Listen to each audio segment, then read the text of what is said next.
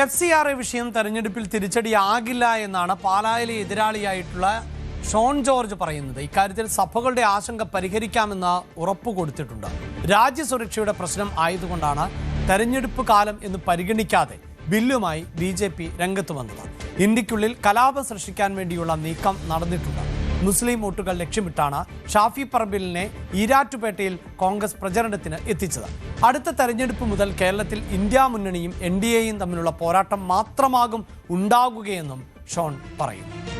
കരൂർ പഞ്ചായത്തിലൂടെ പാലായിലെ NDA സ്ഥാനാർത്ഥി ഷോൺ ജോർജ് തന്റെ പര്യടനം തുടരുകയാണ്.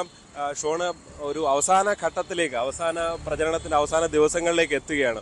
എന്താണ് ഇപ്പോഴത്തെ ഒരു കണക്കുകൂട്ടൽ? ഇന്നുകൂടെ കഴിയുമ്പോൾ 12 പഞ്ചായത്തിലെ പര്യടനം പൂർത്തിയായി. പര്യടനം മാത്രം നിങ്ങളൊന്ന് വിലയിരുത്തിക്കൂ. ഇത്രയും വലിയൊരു സ്വീകരണം ഒരിക്കലും ഇവിടെ LDFന്റെയോ UDFന്റെയോ സ്ഥാനാർത്ഥികൾക്ക് ലഭിച്ചിട്ടില്ല. അത് മാത്രമല്ല, എനിക്ക് നല്ല ഉത്തമ വിശ്വാസമുണ്ട് പാലായിലെ ജനം ഈ പ്രാവശ്യം എൻ്റെ കൂടെയാണ്. അതിന് അവരുടേതായ കാരണങ്ങളുണ്ട്.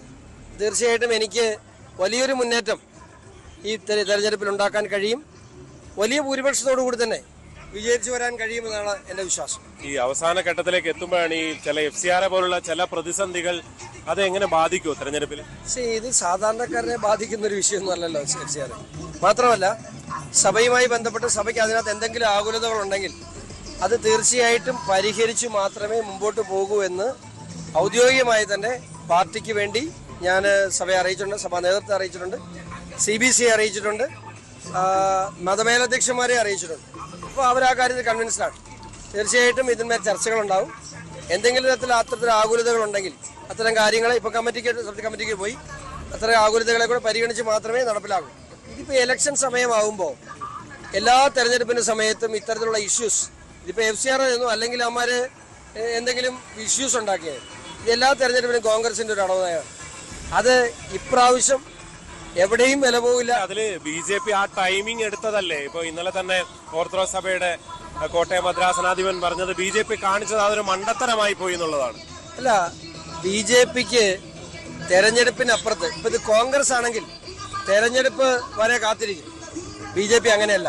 BJPയെ സംബന്ധിച്ചിടത്തോളം ഇത് രാജ്യസുരക്ഷയുടെ പ്രശ്നം എന്ന നിലയിൽ വലിയ ആകുലത ഉണ്ടായ പ്രശ്നമാണ്. പ്രത്യേകിച്ച് ഞങ്ങൾക്ക് കിട്ടിയ റിപ്പോർട്ട് പ്രകാരം മണിപ്പൂരിൽ നിന്നും അറസ്റ്റ് ചെയ്യപ്പെട്ട അമേരിക്കൻ പൗരൻ ഇവിടെ നടത്തിയിട്ടുള്ള പ്രവർത്തനങ്ങളും അയാൾ വഴി, അയാളുടെ FCRA വഴി ഈ നാട്ടിൽ എത്തിയിട്ടുള്ള പണവും ഇന്ത്യക്കുള്ളിൽ കലാപം സൃഷ്ടിക്കാൻ വേണ്ടിയാണ്. അത്തരം കാര്യങ്ങളെ അടിയന്തരമായി നിയന്ത്രിക്കേണ്ട സാഹചര്യം ഉള്ളതുകൊണ്ടാണ്.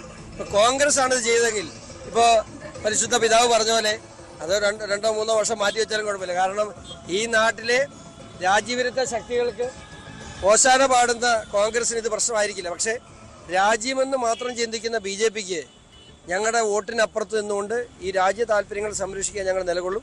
അതിന് തെരഞ്ഞെടുപ്പ് ഞങ്ങൾക്കൊരു പ്രശ്നമല്ല. തെരഞ്ഞെടുപ്പിൻ്റെ ജയപരാജയങ്ങളെ ആശ്രയിച്ചല്ല രാജ്യസുരക്ഷയെക്കുറിച്ച് ഞങ്ങൾ ചിന്തിക്കുന്നത്. എന്തായാലും ഈ അവസാന ദിവസങ്ങളിലും ഷോൺ ജോർജ് വലിയ ആത്മവിശ്വാസത്തിലാണ്. അദ്ദേഹം അൽഫോൻസ് കണ്ണന്താനത്തിനൊപ്പം കരൂർ മണ്ഡലത്തിൽ, പാലാ നിയോജക മണ്ഡലത്തിൽ തന്റെ പര്യടനം തുടരുകയാണ്. എന്തായാലും ഷോൺ പാലായിൽ ഏത് തരത്തിലായിരിക്കും വോട്ടുകൾ പിടിക്കുക, അത് എന്ത് ഇമ്പാക്റ്റ് ഉണ്ടാകും, പാലായിൽ ഒരു അട്ടിമറിയിലൂടെ ഷോൺ പാലാ നേടിയെടുക്കുമോ എന്നതൊക്കെയാണ് ഇനി കാത്തിരുന്ന് കാണേണ്ടത്. അതിന് മെയ് 4 വരെ നമ്മൾ കാത്തിരിക്കേണ്ടി വരും. പാലായിൽ നിന്ന് G ശ്രീജിത്ത്. കൂടുതൽ വാർത്തകൾക്ക് News 18 Keralam YouTube channel subscribe ചെയ്യുക.